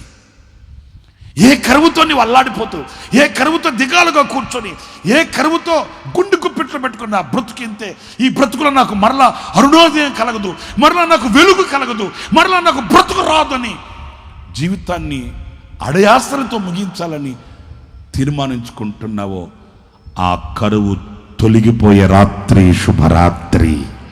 హల్లెలూయా. ఆ కరువును తొలగించడానికి, నీకు సమృద్ధిని ప్రసాదించడానికి సర్వశక్తి కలిగిన దేవుడు దర్శనమిస్తాడు. ఏదో దర్శనమిచ్చి ఆయన ప్రత్యక్షమై వెళ్ళిపోవడానికి కాదు. ఒక్క మాట నేను చెప్పి ముగించేస్తాను. అదేంటంటే, ఎంత సమృద్ధి ఆ దేశంలో దేవుడు అనుగ్రహించాడు, ఎంత సమృద్ధిని కలిగించడానికి దర్శనమిచ్చాడు అనంటే, వీళ్ళిద్దరూ కలిసి బెత్లెహేముకు వెళ్ళారంట. ఆ బెత్లెహేములో ఈ రూతు అనే ఆమె బోయాజు పొలానికి వెళ్ళిందంట. ఆ పొలంలో చూస్తేనండి, అమ్మ నాయనో, విస్తారమైన పని వాళ్ళు ఉన్నారు. ఒకప్పుడు కరువుతో అల్లాడిపోయిన దేశం అది. ఒకప్పుడు పంట పండక, చేతికి గింజలు రాక అల్లాడిపోతూ జీవితం మీద విరక్తి కలిగిన అనుభవాలలో గుప్పెడు గుప్పెడు గుప్పెడు గింజలు చేతికి రాని పరిస్థితుల్లో ఉన్న దేశం ఈ రోజున ఎలాగ మారిపోయింది అనంటే, సమృద్ధి. ఆ బెత్లెహేములో ఆ బోయాజు పొలంకి వెళితే పనివాళ్ళు సమృద్ధిగా ఉన్నారు. పంట కోసే పనివాళ్ళు, ఇంకా ఆ పంట కోసే పనివాళ్ళు పంట కోస్తుంటే పరిగి వేరుకునే వాళ్ళు ఆ పొలంలో పరిగి వేరుకుంటున్నారు. అర్థమవుతుందండి? వచ్చింది వాళ్ళకే సరిపోలేదు, వచ్చింది వీళ్ళకి సరిపోలేదు అన్నట్టుగా కాదండి. వాళ్ళు తిని తృప్తి పడగా, వాళ్ళు తిని తృప్తి చెందగా ఇంకా మిగిలిపోయేటట్లు. కీర్తనకారుడు దావీదు అంటాడు కదండి, నా గిన్నె ఏంటిది? నా గిన్నె ఎండిపోతున్నదా, నిండి పొర్లుచున్నది. నా దేవుని దీవెనలు అలాగే ఉంటాయండి. చప్పట్లు కొట్టండి గట్టిగాను. నా దేవుని ఆశీర్వాదం అలాగే ఉంటుందండి. స్తోత్రం చెప్పండి గట్టిగాను. నా దేవుని యొక్క బలమైన హస్తం నిన్ను దర్శిస్తే, నా దేవుని యొక్క దర్శనం నీకు కలిగితే, నా దేవుడు నిన్ను ఈ రాత్రి దీవిస్తే నీ బ్రతుకు ఎలా ఉంటుందంటే, గిన్నె నిండి పొర్లిన అనుభవాలలో గుప్పిలు విప్పి మరొకరి ఆకలి తీర్చేటట్లుగా, అనేకులకు ఆశ్రయంగా నిలిచేటట్లుగా, అనేకులకు నీడను చూపించగలిగిన మహావృక్షముగా నువ్వు మారేటట్లుగానే నా దేవుని దీవెన నీ మీద ఉంటుందండి. ఆ పొలంకి వెళితే ఆ పొలంలో పనివాళ్ళు ఉన్నారంట, కోసే వాళ్ళు ఉన్నారంట, ఇంకా చెప్పాలంటే పరిగి వేరుకునే దానికి కూడా సమృద్ధి. అంత సమృద్ధిని ఈ రాత్రి నేను మీతో ఒక మాట చెప్పనా? ఎందుకు బెత్లెహేమును దర్శించావయ్య అంటే, ఏ కరువు చేత బెత్లెహేము నలిగిపోతుందో దానిని తొలగించడానికి, ఏ కరువు చేత నీ బ్రతుకులో నువ్వు విరక్తి చెందుతున్నావో దానిని తొలగించడానికి, ఏ కరువు చేత నువ్వు పడుకున్న, నిద్ర పట్టక, తిన్నా, వంట పట్టక, ఏదో జీవితంలో అలసిపోయిన అనుభవాల్లో ఉన్నావో ఆ కరువుని నా దేవుడు నిశ్చయముగా తప్పిస్తాడు, సమృద్ధిని కలిగిస్తాడు. నీ బ్రతుకు పండిన పంటలాగా మార్చి సాక్ష్యపు స్తంభమై నిన్ను నిలబెడతాడు. హల్లెలూయా. మీకు 2 విషయాలు చెప్పానండి. ఎందుకు దర్శిస్తాడు అనంటే, ఆయన నదీ నీళ్ల చేత మన హృదయాన్ని తడిపి ఆయన మహదైశ్వర్యాన్ని కలిగించడానికి ఆయన దర్శిస్తాడు. రెండవది, ఏ కరువు చేత నువ్వు అల్లాడిపోతున్నావో, ఏ కొదువు చేత నువ్వు దిగులు చెందుతున్నావో, ఏ కొదువు చేత నీ జీవితంలో నెమ్మది లేకుండా ఉందో ఆ కరువుని తొలగిస్తాడు, సమృద్ధిని కలిగిస్తాడు, పంట పండిస్తాడు, నీ నోటి నిండా నవ్వుని పుట్టిస్తాడు, నీ బ్రతుకు చిగురించిన పుష్పము వలె పరిమళింపచేస్తాడు. అందుకే ఆయన నీకు దర్శనమిస్తాడు. ఆమేన్ చెప్పండి. హల్లెలూయా, హల్లెలూయా. ఇంకొక చిన్న మాట చెప్పనా? సరే చెప్పండి అన్నారు కనుక ఒక 10 నిమిషాలు ఒక చిన్న మాట చెప్పి ముగించేస్తా. ఓకే, ఒక ప్రార్థన మందిరం ఉంది. ఏముందండి? ప్రార్థన మందిరంలో ఏం జరుగుతుందండి? ఏలం పాట, చీటి పాట. మీరు స్పష్టంగా మాట్లాడితే కదండి. మీరు నోట్లో కొనుక్కుంటే నాకేం అర్థమైతే వస్తుంది? మీరేం ఆంధ్రలో ఉంటుంది, మీరేం తెలంగాణలో ఉంటుంది, నన్నేం శ్రీలంకలో పెట్టారు వీళ్ళు. మన మధ్యలో అగాధం ఒకటి ఉంది. గట్టిగా మాట్లాడండి. ఇది తెలంగాణ, ఆంధ్ర, ఇది తెలంగాణ కదా. మరి తెలంగాణ వాళ్ళు ఇంత ఇట్లా ఉంటే అట్లా గట్టిగా చెప్పండి. హల్లెలూయా, హల్లెలూయా.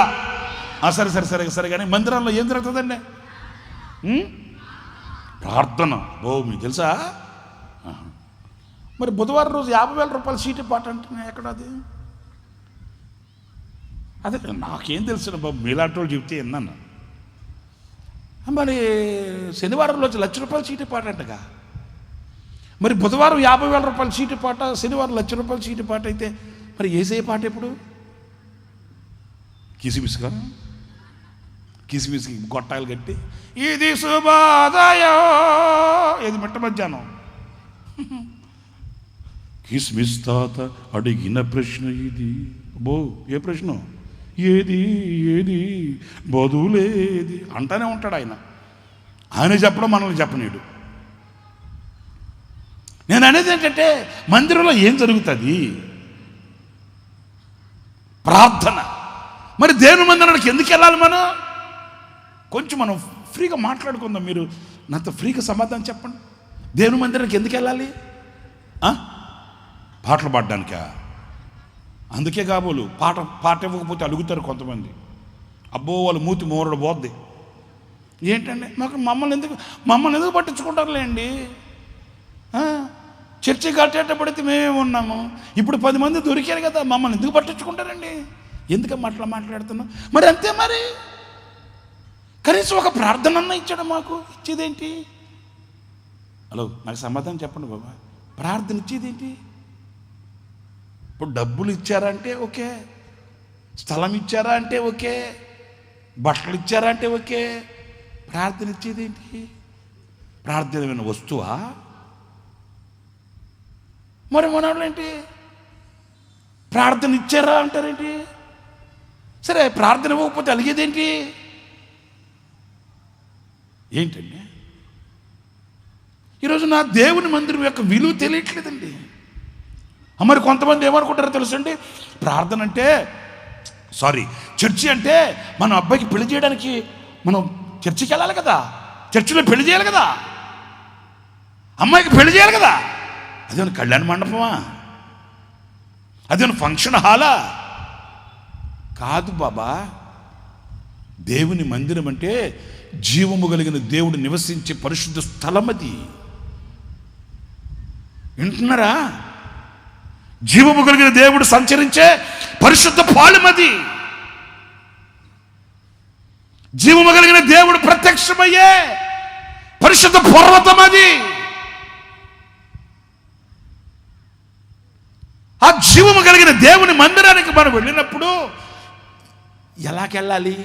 మన ప్రవర్తన సరిచేసుకుని ఆయన సన్నిధికి వెళ్ళి మనం ఆయన సన్నిధిలో ప్రార్థన చేయాలి, మొరపెట్టుకోవాలి, మన గోడంతా నీళ్ల వల్లి కుమ్మరించుకోవాలి. అక్కడ వేరే వాళ్ళతో మనకు సంబంధం లేదు. ఎల్లమ్మ వచ్చిందా, పుల్లమ్మ వచ్చిందా, వాళ్ళు వచ్చారా, వీళ్ళు వచ్చారా, hi bye how are you కొంతమంది అంతేనండి. చర్చి దగ్గరకు వచ్చి హాయ్ బాయ్, సన్యాసి రాసుకుంటే బూడిద రాలేదండి. ఎట్లాగా ఉంటుంది ఎవరు? ధర్మదర్శనం కొరక కాదు, దేవునితో ముచ్చటించుకోవడానికి, మొరపెట్టుకోవడానికి, ప్రార్థన చేయడానికి. ఊరు గ్రామాల్లో కష్టపడి నష్టపడి ఈరోజున దేవుని మందిరాలు ఎందుకు కడుతున్నావు? మహిళా మండలి, డాక్రా గ్రూప్ ఏనండి, ఎందుకు కట్టేది మందిరాలు? సినిమాకి సినిమాకి వెళ్తూ సెలవు కనబడితే గుర్తు చేసుకోవడానికి ఆయన టికెట్లు దొరికేటట్టు సహాయం చేయ్యా పితా పోత్ర పవిత్ర బాబా బాబా ఏం భక్తిరా నాయన. సినిమాకి వెళ్తూ సెలవు కనబడితే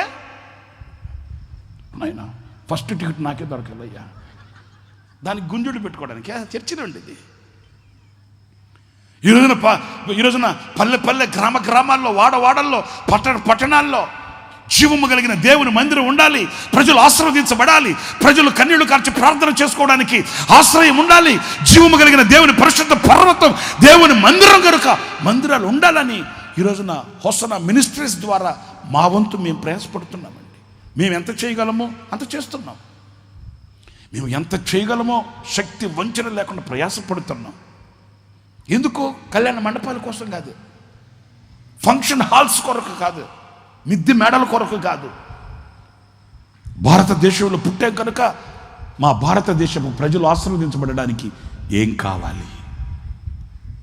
నా ప్రజల కోరికలు తీర్చబడడానికి, నా ప్రజలు దేవుని సన్నిధిలో కన్నీరు కార్చుకోవడానికి, నా ప్రజలు విన్నపించుకోవడానికి, నా ప్రజల కుటుంబాలు ఆశీర్వాదకరంగా ఉండడానికి నా వంతు నేనేం చేయాలి, మా వంతు మేమేం చేయాలని మేమంతా ఒక సహవాసంగా కూడుకొని మీకు ఏం చేయాలనో అది చేయడానికి ఎందుకు ఈ రోజున మా జీవితాన్ని పణంగా పెట్టి మా చేతిలో ఉన్న ఆఖరి పైస వరకు ఖర్చు పెట్టి దేవుని మందిరాలు కడుతున్నామనంటే ఆ మందిరాలే మీకు ఆశ్రయపురాలు,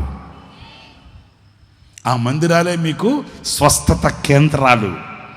అంతకు మించి మేమేం చేయలేము. మీకేం పథకాలు పెట్టి మేమేమి మీకు నెల పంచలేం కదా. మేము పంచలేం కనుక ఆ పంచే దేవుడు నివసించే పరిశుద్ధ స్థలాన్ని మీ కొరకు ఏర్పాటు చేస్తున్నాం. హల్లెలూయా, హల్లెలూయా. పంచడానికి మా చేతుల్లో లేదు కనుక సమృద్ధి కలిగిన దేవునిని, ఆ దేవుని సన్నిధి ఉండే దేవుని ఆలయాలు మా వంతు మేము శక్తి వంచన లేకుండా చిన్నదో పెద్దదో చిన్నదో మేము ఈ ప్రాంతాల్లో ఏర్పాటు చేస్తున్నాం. ఇది మత ప్రచారం కాదు, కుల ప్రచారం కాదు. మీ కుటుంబాలు ఆశీర్వదించబడడానికి కావలసిన ఆశ్రయ పురాలు అవి. ఓ తల్లి ఏటా వచ్చేదట. వచ్చి దేవుని సన్నిధికి వెళ్ళి ఆమె వేరే కార్యకలాపాల్లో ఉండేది కాదండి. తిన్నగా వెళ్ళి ఆమె గోడంతా చెప్పుకొని ఏడ్చుకొని ఆమె మొరపెట్టుకునేదంటండి. చూసారండి, దేవుని మందిరానికి వెళ్ళిన మనం ఏం చేయాలి? మన గోడు చెప్పుకోవాలి, మన మనవులు చెప్పుకోవాలి, మన దీనహీన స్థితిని వివరించుకోవాలి. కన్నీళ్లు కార్చి కన్నీళ్లు తొడవగలిగిన దేవునికి మనం మొరపెట్టుకోవాలి. ఆ తల్లి అదే చేసింది.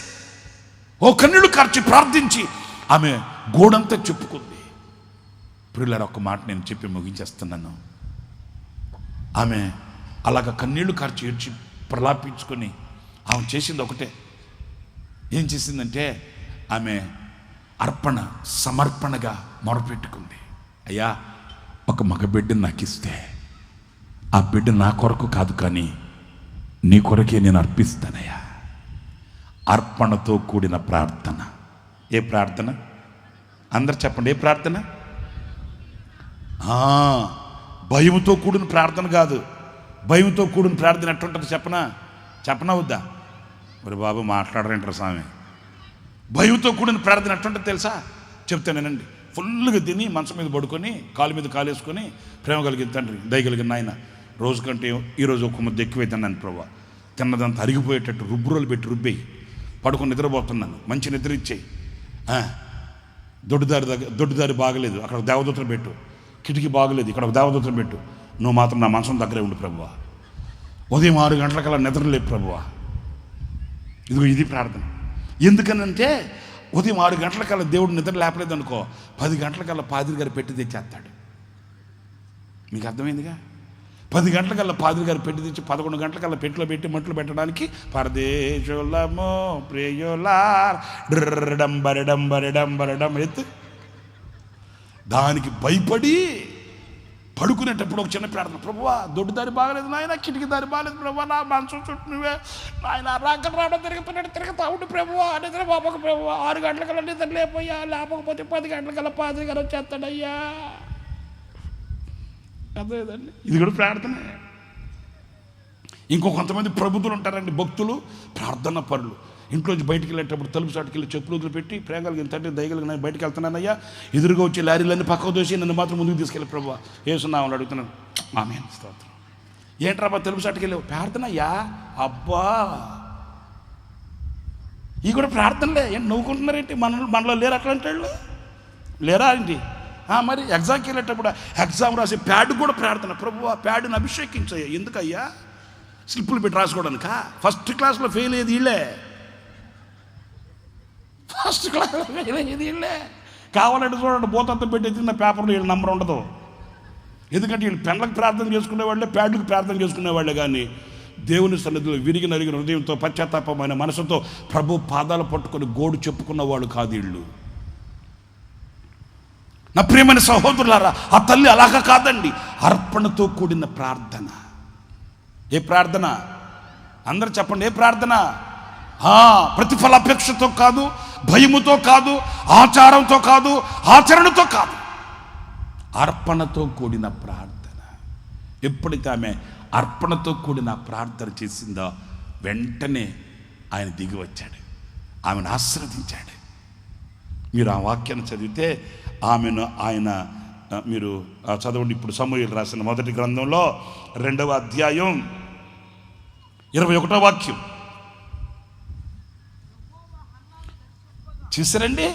యెహోవా హన్నాను దర్శింపగా ఆమె గర్భవతి అయి 3 కుమారులను 2 కుమార్తెలను కనెను. 5 మందిని కనింది మహాతల్లి. హలో, విన్నారా? ఆమె అడిగింది ఎంతమందిని? మాట్లాడండి. ఆమె అడిగింది ఎంతమందిని? ఆయన దర్శిస్తే కలిగే ఆశీర్వాదం ఎలా ఉంటుంది? ఎందుకు ఆమెను దర్శించాడు అంటే ఆమె చేసిన ప్రార్థన పొడి పొడి ప్రార్థన కాదు, ఆచారపు ప్రార్థన కాదు, అర్పణతో కూడిన ప్రార్థన. ఈ రాత్రి మీ హృదయం కూడా అదే. మనమంతా లేచి ఇప్పుడు ప్రార్థన చేసుకుందామా? చేద్దామా? వినండి అయితే మాట. మీరు చేయాల్సిన ప్రార్థన అదే. ఏదో సభలు పెట్టారండి, లైట్లు కట్టారు, మైకులు పెట్టారు, పద్యాలు పాడారు, పాద్రి గారు వచ్చాడు, ఇది కాదు. మార్కులు వేయడం కాదు, ఒక మార్పు కలగాలి. పశ్చాత్తాపముతో కూడిన, అర్పణతో కూడిన ఆ ప్రార్థన. అర్పణతో అంటే నీ హృదయాన్ని అర్పించి చేసే ప్రార్థన. హల్లెలూయా. ఆమె ప్రార్థించింది, ఒక్క బిడ్డనిస్తేనైనా నీ కొరకే నేను అర్పిస్తాను అట్లా అని. దేవుడు 5 మంది బిడ్డల్ని ఇచ్చాడు. ఆమె అంట ఆ రోజున దేవుడు ఆమెను దర్శించి ఆమెను ఆశీర్వదిస్తే, ఒక్క మాట జాగ్రత్తగా వినండి, తలల పైకి ఎత్తి, నాటి నుంచి ఆమె దుఃఖముఖిగా ఉండడం, మాట్లాడండి, దుఃఖముఖిగా ఉండడం మానేసింది. ఇంకా కన్నీళ్ళు పెట్టట్లే, ఇక దిగాలుగా కూర్చోవట్లే, ఇక ముఖం అరకేజీ ఆనందం తాగినట్లు ఉండట్లే. ఇప్పుడు కళకళ కళలాడుతుంది, సంతోషంగా ఉంది, గంతులు వేసుకుంటుంది, పాటలు పాడుకుంటుంది. ఏమో అన్నమతలే ఏటే, ఏమో సంతోషంగా ఉన్నావేటే? దేవుడు నన్ను దర్శించాడయ్యా. చప్పట్లు కొట్టండి. హల్లెలూయా. ఇక మీదట మీ బ్రతుకుల్లో ఇలాంటి ఆనందమే కలుగుగాక, ఇలాంటి ఆశీర్వాదమే కలుగుగాక. మిమ్మల్ని చూసిన వాళ్ళు నివ్వెర్రపోయేటట్లు నా దేవుడు మీ నోటి నిండా నవ్వును కలిగించే జీవ కళని మీ బ్రతుకులలో ప్రసాదించునగాక. ఆ దీవెని రాత్రి మీకు కావాలంటే మీ హృదయాన్ని అర్పించి చేయాలి ప్రార్థన. ఏదో నామకావస్థగా కాదు, అంటున్నారా? ఏదో అరాకొరగా కాదు. ఒక రాజుకి పుట్టినరోజు వచ్చిందంట. పుట్టినరోజు వస్తే రాజుగారు అన్నాడట, ఓయ్ రేపటి రోజు నా పుట్టినరోజు, మీ ఎండల్లో ఉండే గేదెలు ఉన్నాయి కదా, మీరు గేదెలు అంటారా బర్రెలు అంటారా? మాట్లాడండి. బర్రెలు. మీ ఇండ్లలో బర్రెలు ఉన్నాయి కదా, ఆ పాలు, ఆ గేదెలు ఇచ్చే ఆ పాలు ఉన్నాయి కదా, మీరు అమ్మొద్దు. రేపు నా పుట్టినరోజు కనుక మీ ఇండ్లలో ఉండే గేదెలు, బర్రెలు ఇచ్చే పాలన్నీ తీసుకొచ్చి నాకు రాజనగర్కి తెచ్చేయండి అన్నాడంట. ఏంటి మా బర్రెలు ఇచ్చే పాలు మీ రాజులు మీ దగ్గరికి తీసుకొని వచ్చి మీకు ఇమ్మంటారా? అని కొంతమంది రాజుగారిని తిట్టుకున్నారంటండే. పేనాసుడు రాజు అయ్యాడే కానీ పనికి మాలినోడు మన సంపాదన మీద పడ్డాడు. ఏది ఒక్క పూట ఆ పాలు తీసుకొని వచ్చి అక్కడ ఇచ్చేయండి అన్నదానికి ఎన్ని తిట్లో. ఆకాశవాణి విజయవాడ కేంద్ర వార్తలు చదివారు కొంతమంది. అయితే పుస్తకాలు కట్టే కదా మనవాళ్ళు, నోరు తెరిస్తే బంగాళాఖాతమే కదా. ఇక్కడేం ముసుగులు వేసుకుని కమ్మగా కూర్చున్నారు, కానీ ఇంట్లో చూడాలి వ్యవహారం ఉంటుంది, రణరంగం. ఓబో బాబోయ్, కొంతమంది ఏం తిట్టుకున్నారంటే అలాగ తిట్టుకున్నారంటండి.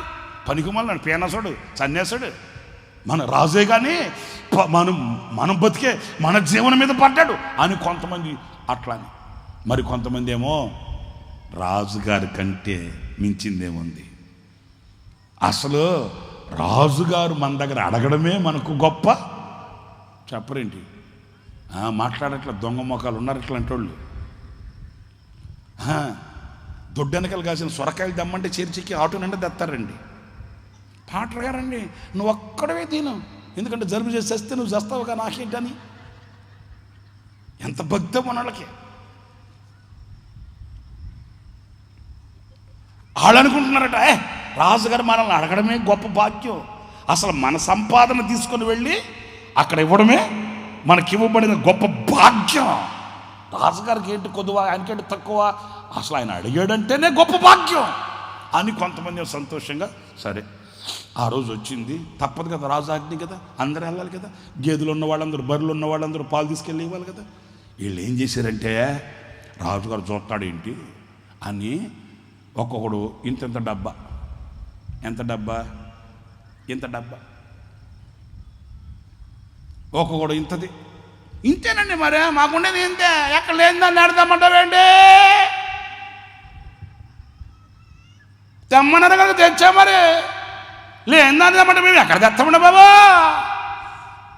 ఇది ఆయన చూస్తున్నాడు ఏంటని. ఈ తిట్టుకున్నారు కదా వీళ్ళంతా ఇంత డబ్బాల్లో తెచ్చామంటే తెచ్చాం అంతే, తీసుకెళ్ళి అక్కడ డ్రమ్ముల్లో పోసేశారు. కృతజ్ఞత కలిగిన వాళ్ళేమో వాళ్ళకి కలిగింది మొత్తం ఎన్ని తీసుకొని వచ్చి అందులో పోసేశారు. రాజుగారు అన్నాడు, ఎవరిని వద్దరా, నేను చెప్పేంతవరకు అందరూ ఉంచిపెట్టు అట్లా అన్నాడు. సరే వీళ్ళంతా చిన్న చిన్న డబ్బాల్లో ఇళ్ళు పెద్ద పెద్ద వాళ్ళకి తెచ్చి వాళ్ళు తెచ్చిపోసారు. రాజుగారు వచ్చాడు, రాజుగారు అందరిని కళ్ళతో చేశారు. హలో, నేను చెప్పినట్టు మీరు అందరూ నా మాటను అంగీకరించి నన్ను ప్రేమించి ఈ పూట మీ గేదె పాలు అన్నీ తీసుకుని వచ్చి నాకు అప్పగించేశారు. మీకు కృతజ్ఞుడిని నేను. నా మాటకు లోబడమే నన్ను ప్రేమించినందుకు నిదర్శనం. మీరు అంత ప్రేమించారు, తెచ్చారు. ఇంత ప్రేమించిన మిమ్మల్ని ఒట్టి చేతులతో పంపించడం నాకు ఇష్టం లేదు. ఓ పని చేయండి, ఇదిగో హలో, ఇలా ఎంట్రన్స్ ఉంది కదా, ఈ ఎంట్రన్స్లో అట్లా వెళితే అక్కడ పెద్ద హాల్ ఉంటుంది. ఆ హాల్లో రత్నాలు, ముత్యాలు, వైఢూర్యాలు రాసులు పోస్తున్నాయి. ఏ డబ్బాలో మీరు పాలు తెచ్చారు,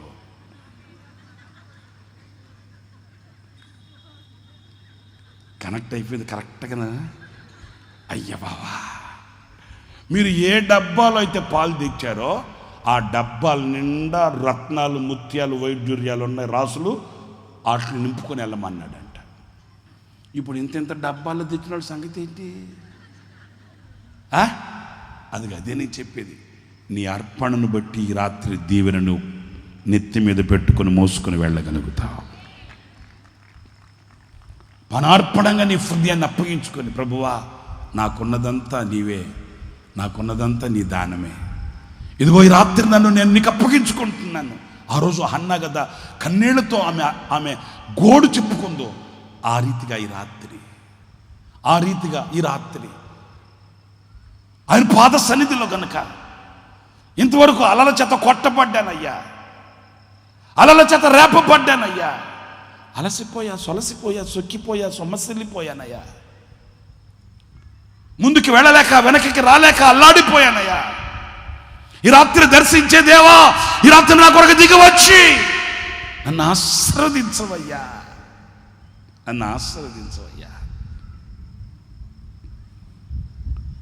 ఇదిగో నా జీవితాన్ని నీకు అప్పగించుకుంటున్నాను. లోకం వైపు చూశాను, లోకం వైపు పరుగులు తీశాను, ఈ రాత్రి నీ వైపు తిరుగుతున్నాను, నా చేతిని పట్టుకునవయ్యా. ఈ రాత్రి నీ అర్పణతో కూడిన ప్రార్థన చేయగలిగితే, ఆనాడు హన్నాని దర్శించిన దేవుడు, హన్నను ఆశీర్వదించిన దేవుడు నిశ్చయముగా ఈ రాత్రి నిన్ను దీవించుగాక. నా దేవుడు నీ చేతిని పట్టుకొనను గాక. నిశ్చయముగా నా దేవుడు మిమ్మల్ని ఫలభరితముగా మలచి మార్చును గాక. ఆయన దర్శిస్తాడు. ఎందుకు దర్శిస్తాడు? నది నీళ్ళ చేత నీ హృదయాన్ని తడిపి, నది నీళ్ళ చేత నీ హృదయాన్ని నింపి మహదైశ్వర్యాన్ని కలిగించడానికి ఆయన దర్శిస్తాడు. ఏ కరువు చేత నీవు నలుగుతున్నావో ఆ కరువును తొలగించి సమృద్ధిని కలిగించడానికి దర్శిస్తాడు. అర్పణతో కూడిన నీ ప్రార్థన అంగీకరించి, నీ మనవులను అంగీకరించి నిన్ను ఫలభరితముగా సాక్షిగా ఫలింపచేయడానికి ఆయన దిగి వస్తాడు. ఆయనకి దర్శనమిస్తాడు. ఈ రాత్రి మనం ప్రార్థన చేసుకుందామా? అందరు లేచి నిలబడదాం. అందరూ లేచి నిలబడదాం. ఒక 2 నిమిషాలు ఎవరికి అటు ఇటు కదలకూడదు, వెళ్ళకూడదు, చూడకూడదు. ఒక 2 నిమిషాలు మీరు గాఢంగా ప్రభు పాదాలు పట్టుకొని ప్రార్థన చేసుకోవాలి. ప్రేమస్వరూపి పరిశుద్ధుడానికి స్తోత్రం చెల్లిస్తున్నాను. నాయన, ఈ ప్రాంతాన్ని మీరు ప్రేమించారు. ఈ సూర్యాపేటలో తండ్రి, ఈ మొదటి రోజు ప్రభా తొలి రోజు సభను చాలా ఆశీర్వాదకరంగా మీరు జరిగించారు స్వామి. మీ దాసుని ప్రభా అభిషేక్తును మీరు నిలబెట్టి ఈ ప్రజలకి కావలసిన వాకులతో మీరు మాట్లాడినందుకు నీకు స్తోత్రం చెల్లిస్తున్నాను. ఈ రాత్రి నేను మిమ్మల్ని దర్శించబోతున్నానని మీరు వాగ్దానంతో మీరు మాట్లాడిన ప్రతి మాటల కొరకై స్తోత్రం చెల్లిస్తున్నాము తండ్రి. ప్రజలు ఆశతో ప్రభా మీ దర్శనం కొరకు ఎదురు చూస్తున్నారయ్యా. నాయన, ఎంతమంది ఆశపడ్డారు తండ్రి. ఈ రాత్రి మీ దర్శనం పొందుదురుగాక, మీ దర్శనం చేత నింపబడుదురుగాక, మీ దర్శనం చేత నడిపించబడుదురుగాక. మీరు దర్శించమని ప్రార్థిస్తున్నాను స్వామి. సర్వశక్తి కలిగినటువంటి దేవుడా, నీ బాహువును మీరు చాపండి నాయన. నీకు స్తోత్రం చెల్లిస్తున్నాను. ఎక్కడ తండ్రి ప్రజలైపోయినా భూమిగా మార్చబడిందో, ఎక్కడ నిస్సత్తుగా మార్చబడిపోయిందో, ఎక్కడ సారము లేక మా జీవితాలు చిన్నాభిన్నమైపోయాయో, ఈ రాత్రి నీ నది ప్రవాహము చేత మీరు మమ్మల్ని తడపమని ప్రార్థిస్తున్నాను తండ్రి. ఈ రాత్రి మమ్మల్ని దర్శించమని ప్రార్థిస్తున్నాను. మరలా సారాన్ని కలుగు చేయండి. మరలా మొలకెత్తేటట్లుగా మా భూమిని పరిశుద్ధపరచమని ప్రార్థిస్తున్నాను స్వామి. ప్రజల హృదయాల్ని మీరు తాకిన దేవానికి స్తోత్రము నాయన. ప్రజల హృదయాన్ని పరిశుద్ధపరిచి వారిని తాకి సమభూమిలో నడిపించమని ప్రార్థిస్తున్నాను. గొప్ప దేవుడు స్వామి, నీకు స్తోత్రం చెల్లిస్తున్నాం నాయన. ఎక్కడ కరువు చేత పీడించబడుతున్నారు, సమాధానం లేని కరువు నాయన, ఒక ప్రక్కన సంతోషం లేని కరువు, మరొక ప్రక్కన ఆరోగ్యం లేని కరువు, కుటుంబ వ్యవస్థలో ఆర్థిక ఇబ్బందుల చేత పీడించబడుతున్న ఒక కరువు చేత పీడించబడుతున్నారు నాయన. ఏ కుటుంబాలు కరువు చేత పీడించబడుతున్నాయో, ఏ సంఘాలు కరువు చేత పీడించబడుతున్నాయో, ఏ ఆధ్యాత్మికమైన స్థితి కరువు చేత పీడించబడుతుందో, ఈ రాత్రి ప్రతి వారు కరువు తొలగించబడనుగాక, తొలగించబడనుగాక, తొలగించబడనుగాక. మీరు ఆహారం ఇమ్మని ప్రార్థిస్తున్నాను తండ్రి. ఆహారం ఇచ్చుటకు నా ప్రజలను దర్శిస్తున్నారు, నా ప్రజలను దర్శిస్తున్నారు. వారు కరువు తొలగిపోతుందని మీరు మాట్లాడినందుకు నీకు స్తోత్రం చెల్లిస్తున్నాను నాయన. మీ బిడ్డలు కరువు చేత పిలిచబడుతున్న హృదయాలు ఈ రాత్రి సకల సమృద్ధి చేత నింపబడినట్లు సహాయం దయచేయండి నాయన. పవిత్రమైన అర్పణ కలిగి నాయన మీ సన్నిధిలో మిమ్మల్ని సేవించి స్తుతిస్తూ ఆరాధిస్తున్న ప్రజల హృదయాలు ఎరిగిన దేవుడు స్వామి. కన్నీల మధ్యలో మగ్గిపోతున్న హన్న జీవితాన్ని మీరు మా కళ్ళ ముందు ఉంచారు ప్రభా, నీకు స్తోత్రములు. ఎందరో జీవితాలు తండ్రి ఆదరణ లేక, నెమ్మది లేక, గర్భఫలము లేక, సంతోషం లేక జీవితంలో నిందలు అనుభవిస్తున్నారు. ఈ రాత్రి ప్రతి వారి యొక్క నింద యేసు నామములో తొలగించబడనుగాక. ఒక్కొక్కరికి విడుదల మీరు కలగచేయండి తండ్రి, నీకు స్తోత్రం నాయన. సర్వ సమాజంలో నిందలు అనుభవిస్తున్న మీ ప్రజలు నాయన, నిందల నుంచి విడుదల పొందటానికి ఈ రాత్రి మీ సముఖానికి వచ్చారు. హన్నాను దర్శించిన దేవుడే నాయన, జీవము కలిగినటువంటి దేవుడి సన్నిధానానికి వచ్చిన ప్రతి వారిని మీరు దర్శించారు కనుక మీ సముఖానికి పరుగులు తీయడానికి మీరు సహాయం దయచేయండి.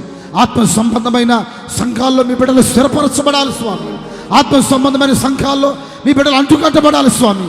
ఆత్మ సంబంధమైన అర్పణ కలిగి, స్తుతి ఆరాధన కలిగి నడిపిస్తున్న సంఘ సహవాసాల్లో మీ బిడ్డలు స్థిరపడినట్లుగా ఈ రాత్రి సహాయం దయచేయమని ప్రార్థిస్తున్నాను తండ్రి. నామకార్థపు గోడలోంచి విడిపించండి నాయన. ఆచారాల ముసుగులోంచి విడుదల కలుగు చేయండి తండ్రి. సత్య సమాధానాలు మీరు సమృద్ధిగా మీ బిడ్డల జీవితాల్లో మీ దాసులను మీరు నిలబెట్టి మీరు బయలుపరిచినందుకు నీకు స్తోత్రం చెల్లిస్తున్నాను. గర్భఫలం లేక, సంతానం లేక, ఒక తల్లిగా తండ్రిగా మారలేక సమాజంలో నిందలు అనుభవిస్తున్న వారిని ఈ రాత్రి మీరు దర్శించి సమాధానంతో నింపి మీరే కృప మీ బిడ్డల పైన ఉంచమని ప్రార్థిస్తున్నాను స్వామి. నీకు స్తోత్రములు. ఈ మొదటి రోజు ప్రభా ఈ సభను చాలా ఆశీర్వాదకరంగా మీరు జరిగించారు. మీ దాసులు మీరు నిలబెట్టారు తండ్రి. వినూత్నమైన నీ వాక్కులు మీ బిడ్డల హృదయాల్లో ఫలభరితంగా మార్చమని ప్రార్థిస్తున్నాను. ఒక్కొక్కరు హృదయాలు తెరవబడాలి స్వామి. ఆరిపోయిన జీవితం మరలా తిరిగి వెలిగించబడినట్లుగా మీరు సహాయం దయచేయమని ప్రార్థిస్తున్నాను. ఆత్మ సంబంధమైన సంఘ సహవాసాల్లో ఇక మీదట మీ బిడ్డలు స్థిరపడినట్లుగా మీరు సహాయం దయచేయమని ప్రార్థిస్తున్నాను. ఆచారాల ముసుగులోంచి విడుదల కలుగు చేయండి తండ్రి.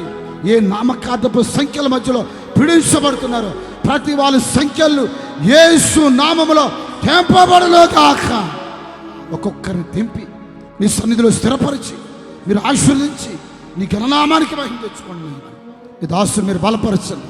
ఇంకా ప్రశస్తమైన వాక్కులు నాయన ధారాలకు మీరు దయచేయండి తండ్రి. అనేక స్థలాల్లో వేదిక మీద నిలబడి మాట్లాడుతున్నప్పుడు అద్భుతమైన కార్యాలు జరిగించండి నాయన. ప్రభావాన్ని ప్రత్యక్షపరచండి నాయన. మీ శక్తితో మీరు నింపమని ప్రార్థిస్తున్నాను. వెళ్ళిన ప్రతి స్థలములో నాయన నీ బాహును చాపి బల పరాక్రమమైనటువంటి శూరుని వలె నాయన మీ దాసుని ప్రయోగించమని ప్రార్థిస్తున్నాను. శూరుడు వాడుతున్న ఖడ్గమలాగా మీ దాసుని మీరు బలపరచండి తండ్రి. శక్తి కలిగినటువంటి వాక్కులతో మీరు నింపి మీరు మాట్లాడిన ప్రతి మాటల కొరకై నీకు స్తోత్రం చెల్లిస్తున్నాను.